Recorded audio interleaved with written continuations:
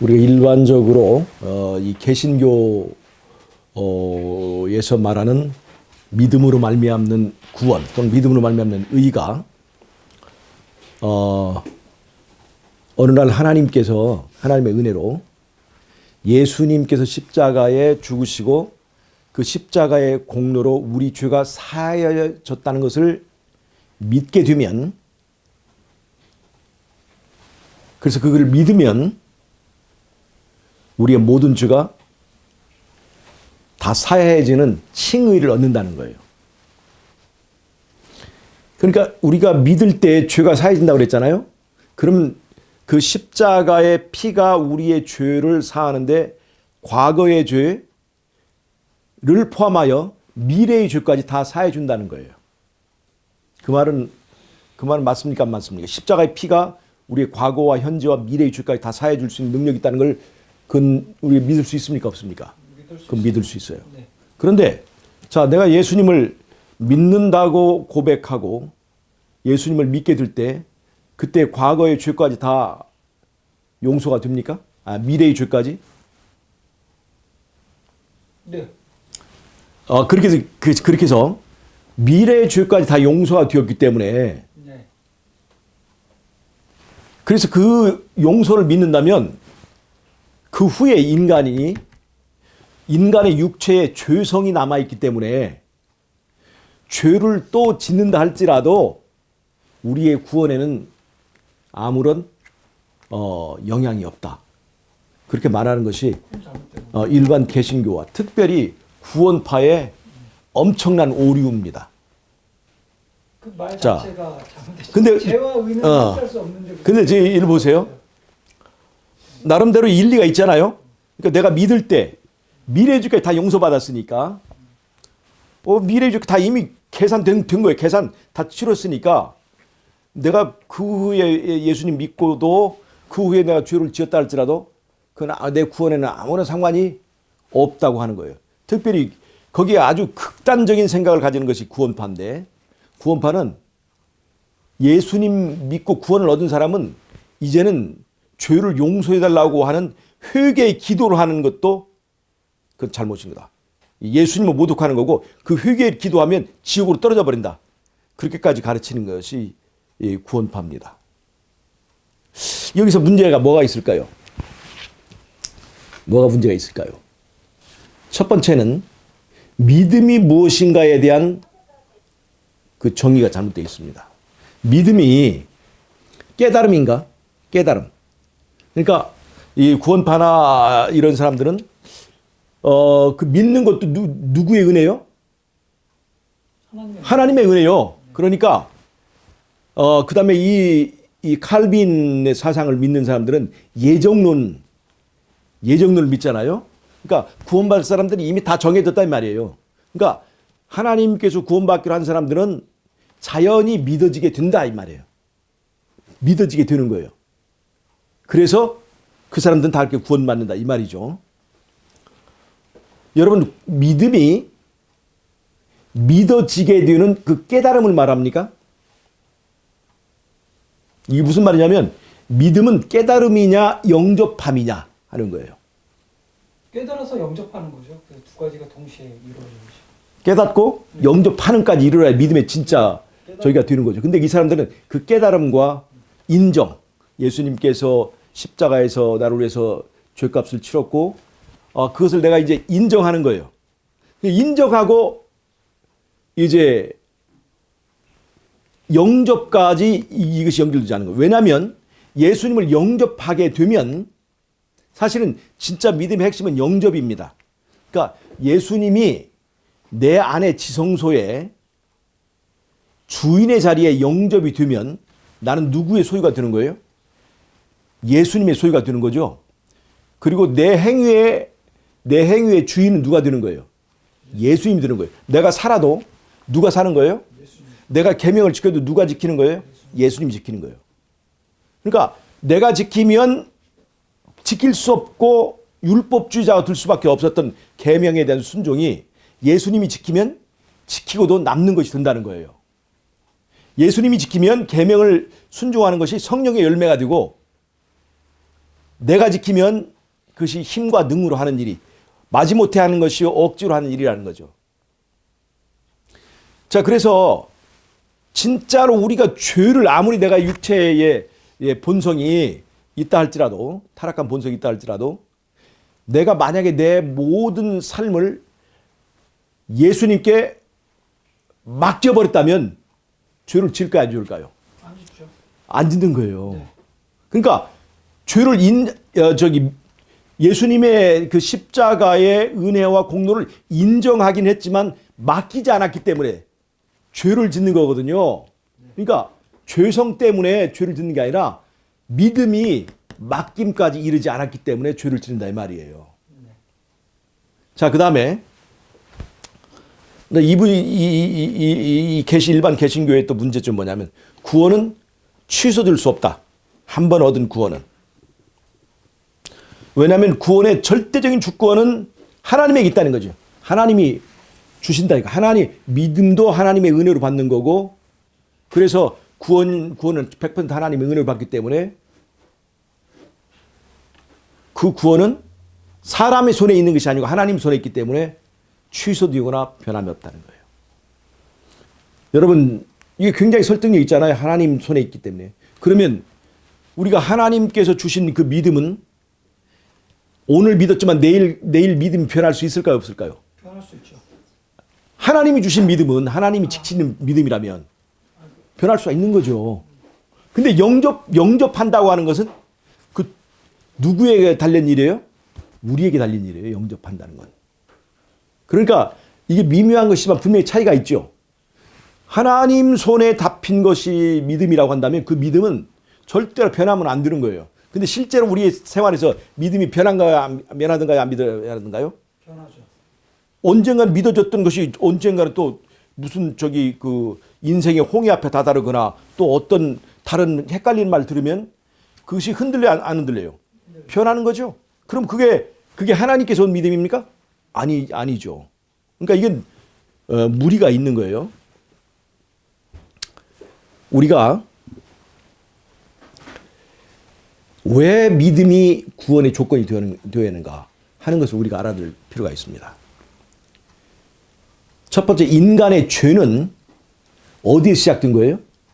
하나님에 대한 불신으로부터 나왔습니다. 네. 하나님께 대한 불신으로부터 죄가 나서 죽게 되었잖아요. 이제 우리가 하나님께로 다시 돌아가서 영생을 얻으려면 그 불신을 치료해야 됩니다. 불신. 그 불신 뭐였죠? 예수님이 우리의 왕이라고 하는 것에 대한 불신이 생겼잖아요. 선악과 밑에서 사단이 하나님이 이 선악과를 따먹으면 죽는다고 했어? 그러니까 그 인간이 거기서 회의를 가진 거 아니에요?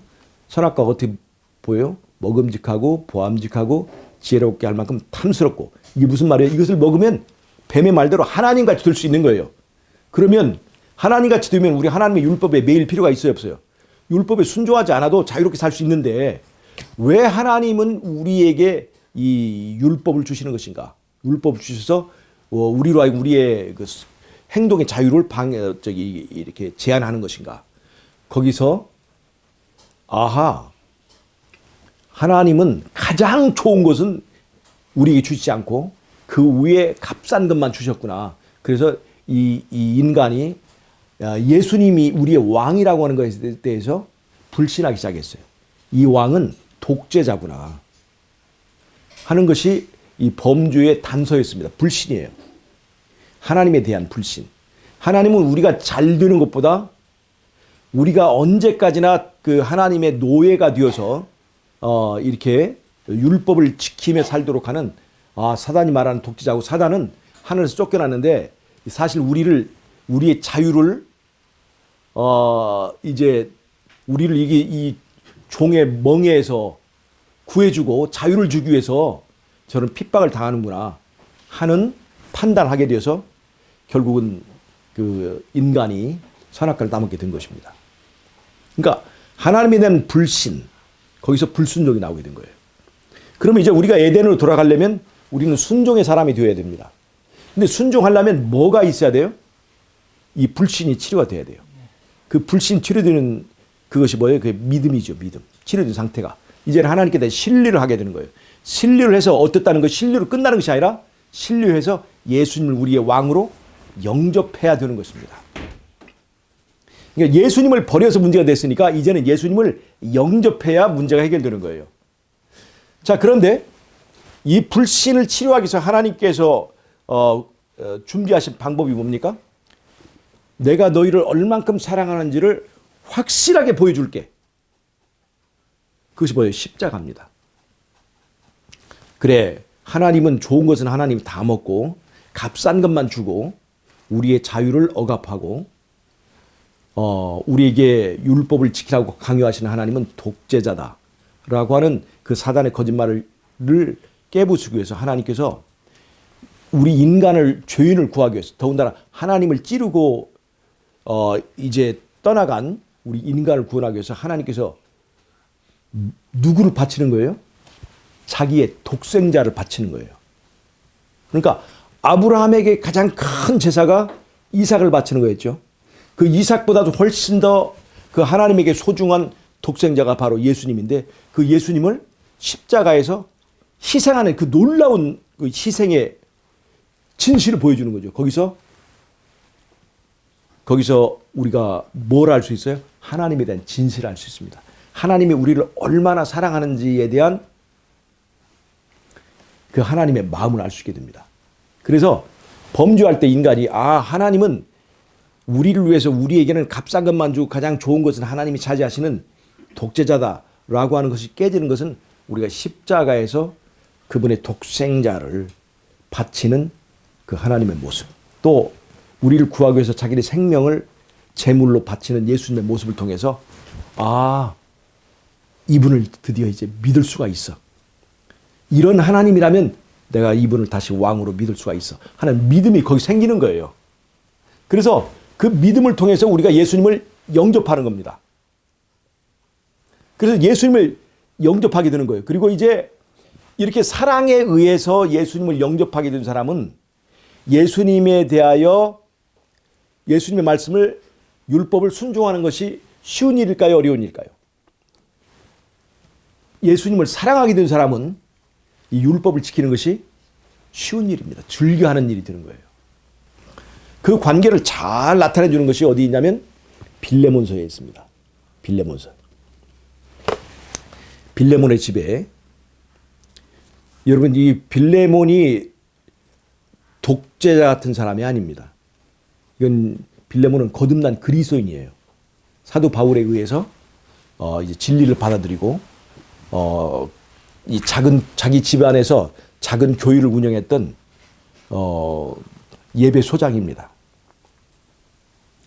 근데 그 집에 종이 하나 있습니다. 이름이 오네시모예요. 근데 빌레몬이 오네시모에게 잘해줬을까요? 안 해줬을까요? 다른 주인들에 비해서 틀림없이 잘해줬습니다. 그런데도 이 오네시모는 노예라고 하는 신분이 그게 싫었던 거예요. 어떻게든지 그 빌레몬으로부터 자유롭게 되고 싶었어요. 이거 잘 보세요, 여러분.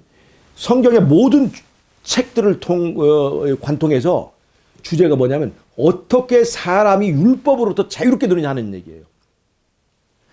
어떻게 사람이 율법으로부터 자유롭게 되느냐에 대한 처방이 바로 이제 구원의 문제입니다. 일반 개신교회에서는 십자가에서 율법은 다 폐해진 것이다. 그래서 우리는 이제 믿음으로 살고 율법을 안 지켜도 된다. 자유롭잖아요. 이게 자유라 생각합니다. 그런데 우리는 어떻습니까?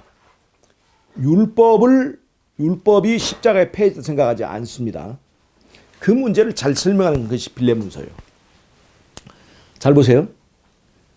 어떻게 빌레몬으로부터 자유롭게 될 것인가 하는 문제와 우리가 어떻게 율법으로부터 자유롭게 될 것인가 하는 문제가 같은 거예요.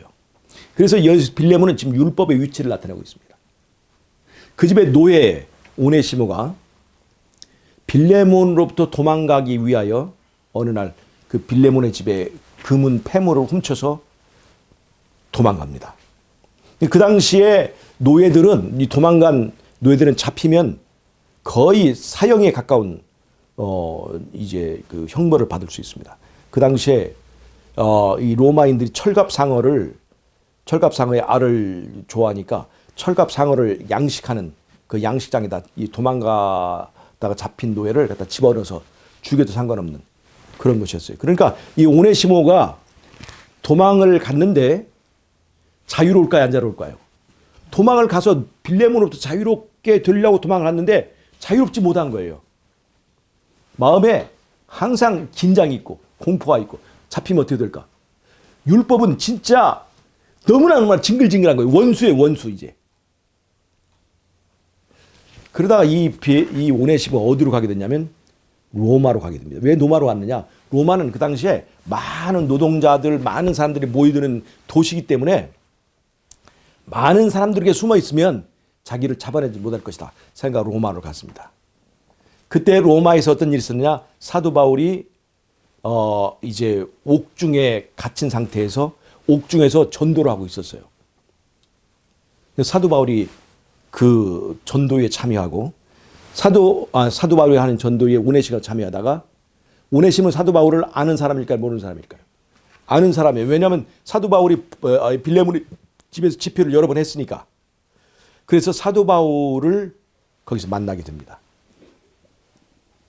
그리고 사도 바울이 전도할 때 그 틈에 끼어서 진짜 예수 그리스도의 복음을 듣게 됐어요. 예수님은 본래 하나님과 본체이시지만 우리를 섬기기 위하여 이 땅에 오셔서 목숨까지 내놓고 그리고 하나님의 이 아들로서 이제 왕이 되셨다는 그런 이 복음을 듣습니다. 예수님은 섬기러 오셨다. 그래서 이 이 오네시모가 거기서 정말로 충격적인 그런 그 변화를 체험하게 됩니다.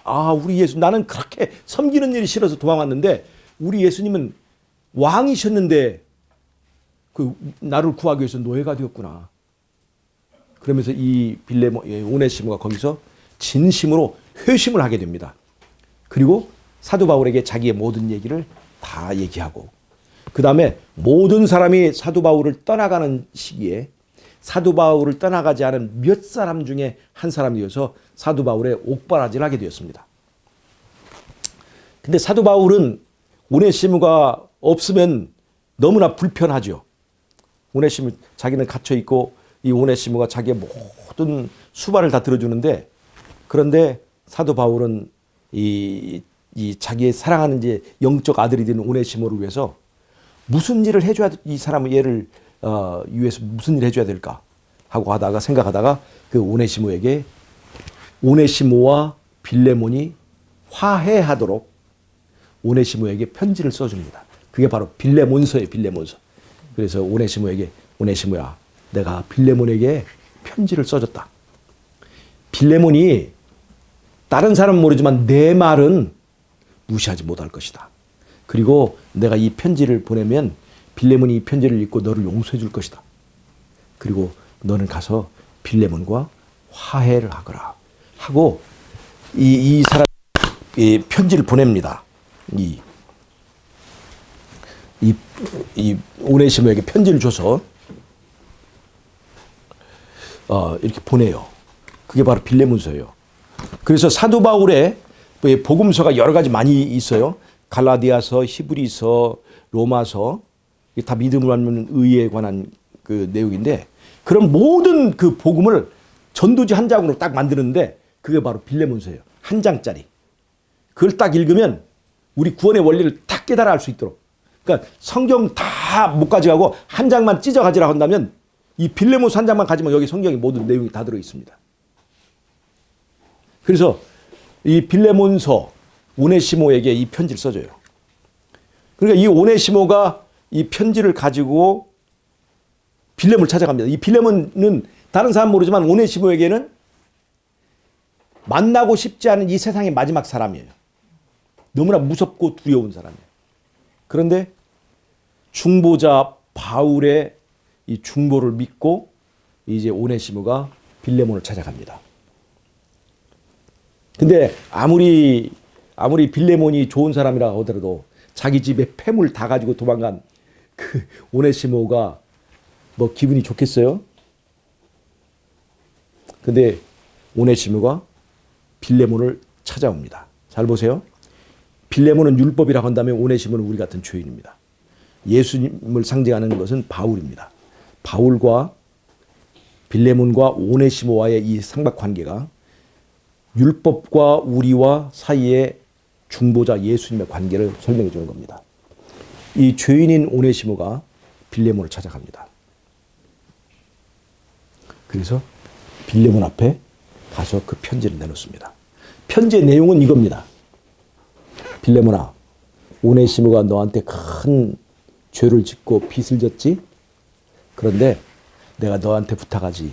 너는 내 영적인 아들이지 않느냐. 그리고 내가 복음을 전해서 네가 영생을 얻게 되었지 않아. 네가 나한테 빚진 것 많이 있지? 그러니까 나를 보고 이 오네시모를 한번 용서해 줄 수 없겠니? 이렇게 얘기해요. 근데 빌레몬은 지금 바울에 대해서 어떻게 생각했을까요? 빌레몬은 바울을 너무나 존경하고 사랑합니다. 근데 지금 바울이 지금 어디 있어요? 로마의 옥중에 있습니다. 그러니까 빌레몬이 항상 바울을 그리워할까 안 할까요? 바울을 너무나 그리워하고 정말 우리 선생님 영적 아버지 우리 바울이 어떻게 지내실까 하고 날마다 아침마다 예배드리고 기도하던 그 빌레몬 아니겠어요? 근데 오네시모가 그 편지를 가져와요. 그러고 나서 그 편지를 보니까 이 오네시모가 변화됐어요. 누가 그렇게 얘기하고 있어요? 중보하신 예수님께서 빌레몬아, 이제 오네시모는 옛날의 사람이 아니야. 이제 예수님을 믿고 완전히 변화된 사람이 되었다. 이제는 섬기는 일을 누구보다도 잘해서 뭐 다른 사람이 떠나갈 때 나를 끝까지 지켜준 사람이다. 이제는 오네시모가 나한테는 너무나 소중한 사람이 되었어. 나를 보고 오네시모의 빚을 내 앞으로 회개해주라. 이렇게 부탁을 합니다. 그러니까 빌레몬이 용서해줬을까요? 안 해줬을까요? 바울의 중보 때문에 오네시모가 빌레몬에게 진 빚이 있지만 바울이 그에게 준 엄청난 영적인 그 은혜를 힘입어서 오네시모를 용서해 줍니다. 그리고 바울은 빌레몬에게 부탁합니다. 이제 오네시모를 네 집의 노예로 생각하지 말고 그리스도 안에서 친구로 영접해 주라. 그래서 빌레몬이 이제 너는 노예가 아니야. 나와 같이 예수님 믿는 친구다. 근데 오네시모는 뭐라고 했을까요? 아닙니다. 저는 이제 섬기는 것이 너무 좋습니다. 제가 전에 하지 못한 것 제가 더 많이 섬기겠습니다. 그러면서 이 빌레몬과 오네시모가 서로 부둥켜 안고 울었겠죠. 이 오네시모는 이제 빌레몬의 일을 하는 것이 즐거운 일이 됐을까요? 마지못해 하는 일이 됐을까요? 옛날에는 마지못해서 하는 일이 됐습니다. 근데 이제는 자기를 용서해 준 빌레몬. 그리고 이제 알고 봤더니 빌레몬이 너무나 좋은 사람이야. 그것을 다 용서를 해주고 나를 친구로 받아주자니. 이렇게 좋은 사람이었구나 하고는 빌레몬을 위해서 이제 목숨까지 내놓고 싶은 그런 마음이 됐을 거예요. 그래서 빌레몬과 오네시모는 이 세상에 둘도 없는 가장 좋은 친구가 되었고 그 바울의 중보 때문에 빌레몬과 오네시모가 화해하게 되고 화목하게 됐다는 겁니다. 이게 빌레몬서의 요지예요. 그럼 여기서 보십시다. 이제 오네시모는 빌레몬으로부터 도망가서 빌레몬으로부터 자유롭게 되기를 원했지만 그 자유롭게 되는 일에는 실패했습니다. 그런데 오네시모가 바울을 통해서 빌레몬과 화목하게 되니까 이제 빌레몬으로부터 자유롭게 됐어요, 안 됐어요? 진정하게 자유롭게 되었습니다. 이제는 빌레몬을 위해서 일하는 것이 힘들지 않아요. 그리고 빌레몬의 진실을 알게 되니까 이제는 얼마든지 봉사하고 그 이상으로 빌레몬이 여기 이게 좀 정리 좀 해, 집요하게 좀 정리 좀 하도록 해주겠어? 그러면 오네시모가 거기만 하지 않고 빌레몬 주인의 집도까지 깨끗하게 청소해놓고 다 했겠죠. 이제는 빌레몬으로부터 자유롭게 되었습니다. 그것을 말하는 것이 빌레몬서의 핵심입니다. 이것이 성경의 모든 성경을 관통하는 진리입니다. 우리는 어떻게 율법으로 자유롭게 될 것인가? 율법에 대한 우리의 부담. 왜냐하면 우리 마음 가운데는 우리의 육체의 본성대로 향하는 끌림이 있습니다. 근데 율법이 걸리는 거예요. 이 안식일 지키지 않으면 그 율법 때문에 어떤 직장도 가기 힘들고 또 아이고 나한테 그 악질적인 일을 했던 그 사람을 흉도 보고 진짜 한번 뒤통수를 한번 치고 싶은데 이놈의 율법 때문에 사랑하라고는 율법 때문에 못하고 있었는데 내가 예수님을 통해서 변화되고 예수님을 주인을 맞으면 원수를 사랑하는 사랑의 마음이 예수님께로부터 나올 수 있을까 없을까요? 할 수 있게 되는 거예요. 그러니까 율법과 죄인이 화해하게 만드는 겁니다. 화목하게 되는 거예요. 그러면 이제 그렇게 화목하게 된 사람은 율법으로부터 자유롭게 될까요, 안 될까요? 율법이 요구하는 것보다 더 잘할 수 있기 때문에 자유롭게 된 겁니다.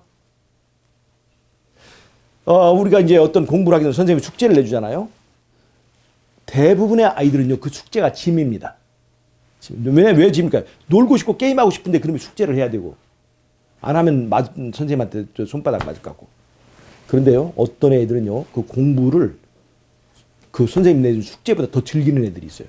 실제로 제가 아이들을 가르치다 보면 어떤 애들은요, 그 공부를 즐기는 애들은 숙제 내준 것보다 더 많이 합니다.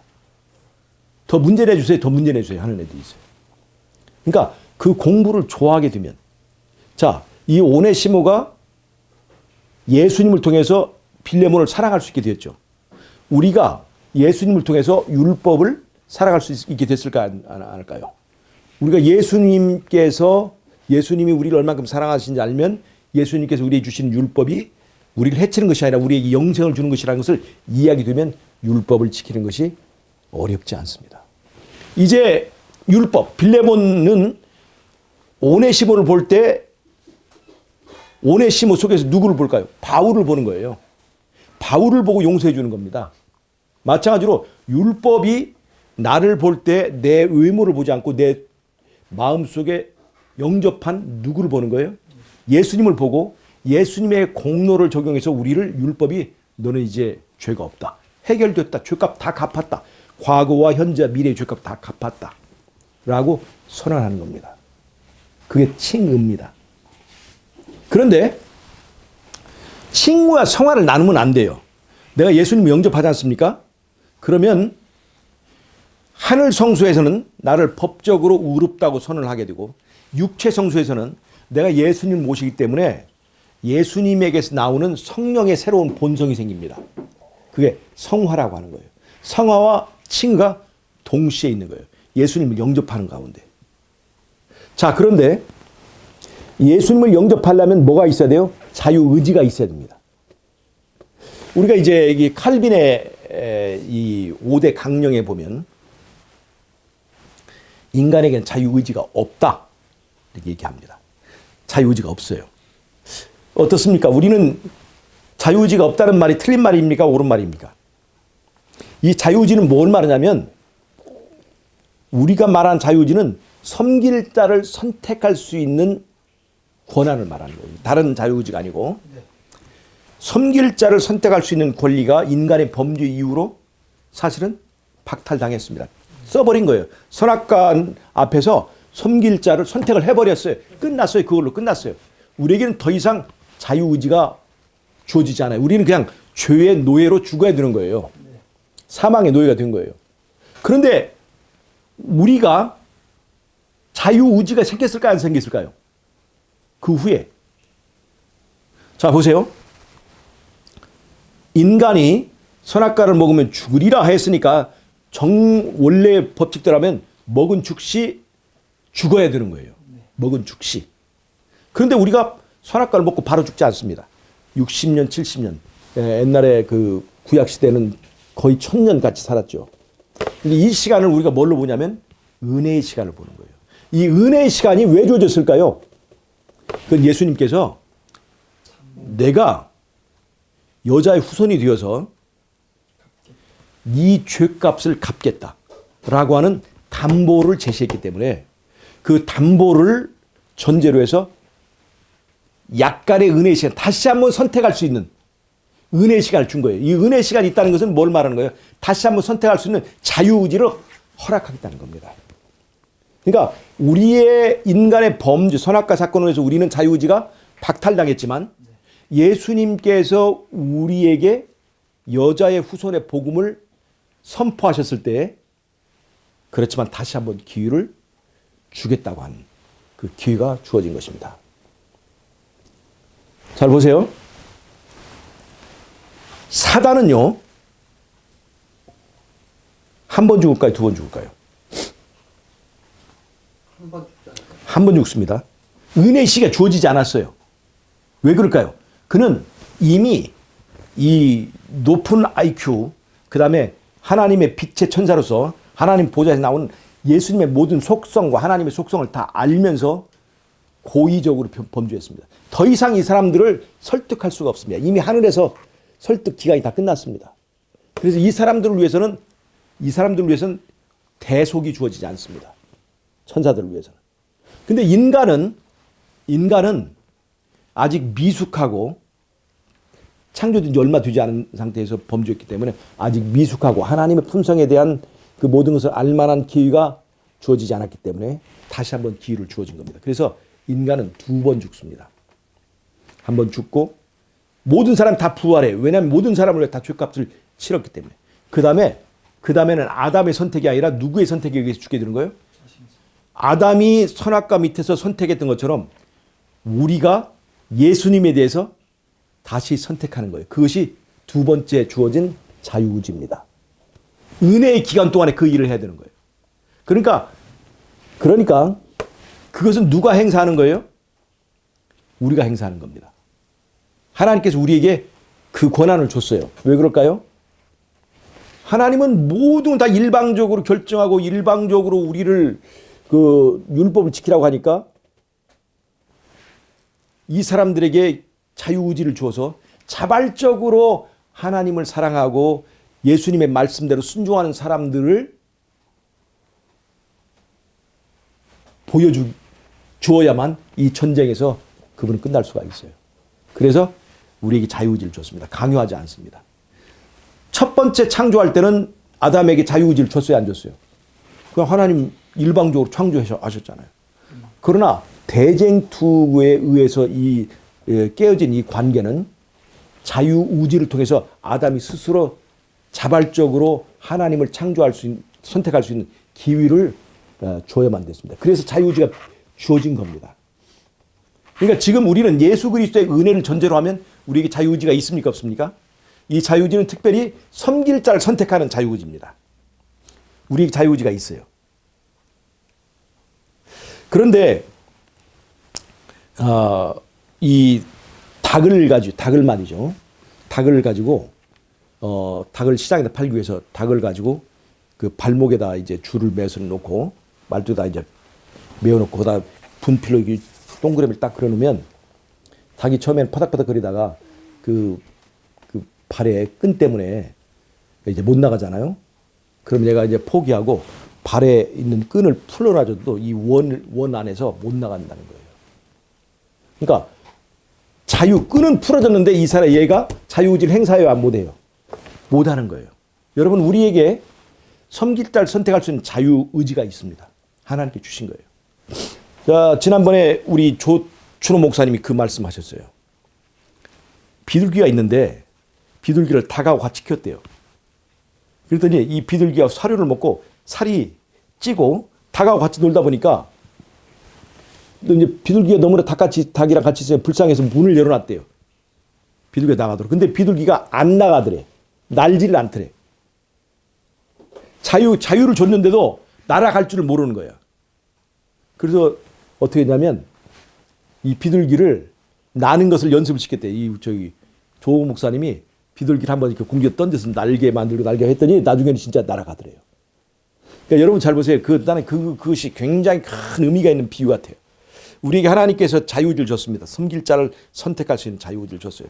근데 우리는 이 자유의지를 잘 활용하지 않는 거예요.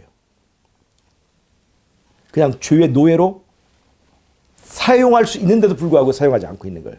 하나님의 은혜로 우리가 여기서 벗어날 수 있는데 그런 경우가 많습니다. 그래서 이 자유의지를 활용해야 된다는 거예요. 작은 일들에 순종하는 습관을 들이고 또 습관을 들이고 또 시험을 극복하고 하면 나중에는 완전히 이 죄로부터 자유될 수 있다는 것입니다. 자, 여러분, 왜 우리는 구원이 한 번 얻은 구원이 취소될 수 있다고 하는 것입니까? 장로교에서 그렇게 말하지 않습니다. 한 번 얻은 구원은 취소되지 않는다는 거예요. 칭의를 얻었으면 거기서 구원은 확정이고, 그 다음에 죄성이 있어서 우리에게 때로 죄를 짓는다 하더라도 그거는 상급의 문제이지 구원을 받고 못 받고는 아니라는 거죠. 구원은 취소되지 않는다는 거예요. 이 말 맞습니까? 그러니까 하나님 입장에서는 취소되지 않고 내가 변하니까. 근데 그 관계를 그걸 모르는 거예요. 왜냐하면 이 일반 개신교나 이 구원파에서는 뭐를 모르냐? 대쟁투를 말지 못해요. 대쟁투. 자, 그럼 보십시다. 자, 자유의지를 우리 주셨잖아요. 그러니까 자유의지를 행사하는 것은 누굽니까? 내가 행사해야죠. 내가 하는 거예요. 그러니까 이 자유의지는 은혜 시간 동안에 오늘 선택한 것은 내일 물을 수 있어 없어요? 물을 수가 있는 거예요. 그러니까 하나님은 변합니까? 안 변합니까? 하나님의 마음은 안 변해요. 그런데 누가 변할 수 있어요? 우리에게 변할 수 있는 자유를 주신 거예요. 우리에게 변할 수 있는 자유를 주신 거예요. 왜냐하면 우리가 선택한 선택이 정말로 소중하고 거룩한 것이 될 수 있도록 하나님께서 기회를 주시는 겁니다. 그러면 우리가 이 자유의지를 이 힘든 이 세상에서 단련합니다. 죄의 유혹이 온 우주에서 어디가 제일 강해요?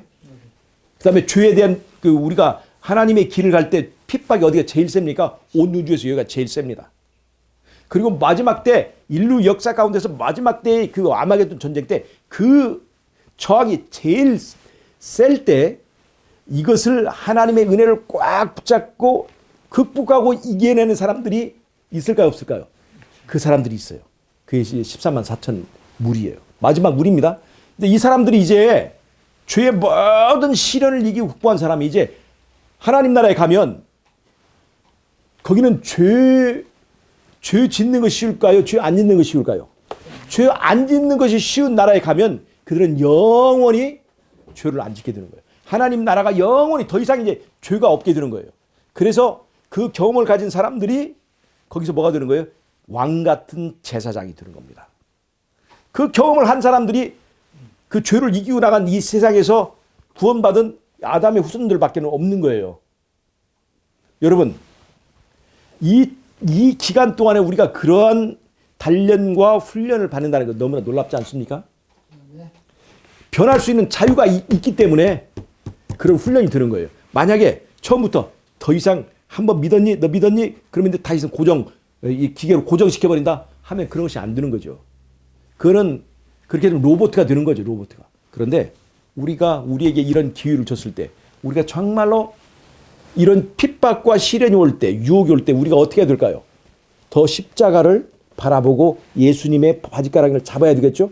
더 예수님을 더 가까이 가고 더 붙잡고 하게 되면 뭐를 알게 될까요? 하나님의 사랑을 깊이 깨닫게 되고 하나님의 성령의 능력을 깨닫게 됩니다. 그러면서 그 성령의 능력으로 우리가 죄를 이길 수 있을까 없을까요?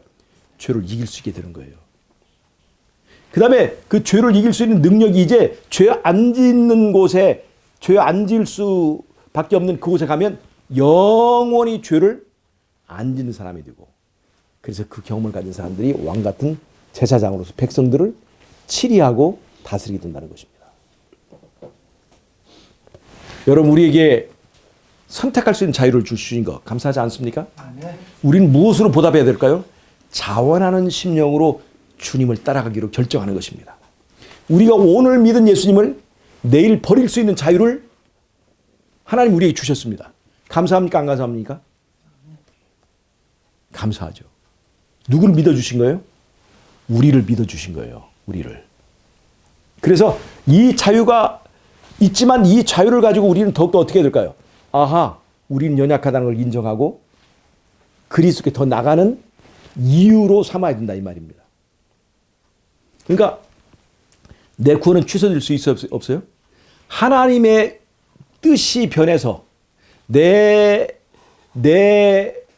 대한 어떤 하나님의 그 마음이 변해서 구원이 취소되는 것이 아니라 내 자유의지가 내 마음이 변덕스럽고 연약하기 때문에 나는 언제든지 예수님을 배반할 수 있는 자질을 가지고 있어야 아니 있어요.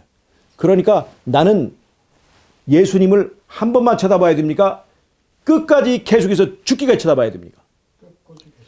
그것을 보여준 것이 바로 베드로가 바다 위를 걸어가는 그 사건에서 보여줍니다. 베드로가 예수님을 바라보고 바다 위를 걸어갈 때는 걸어갈 수 있었어요? 없었어요? 물의 법칙을 이겼죠. 근데 베드로가 다른 곳을 바라보는 순간 그냥 물속에 빠지게 됐습니다. 바로 이것이 원리입니다. 우리는 우리의 연약함을 알면 연약하면 어떻게 될까요?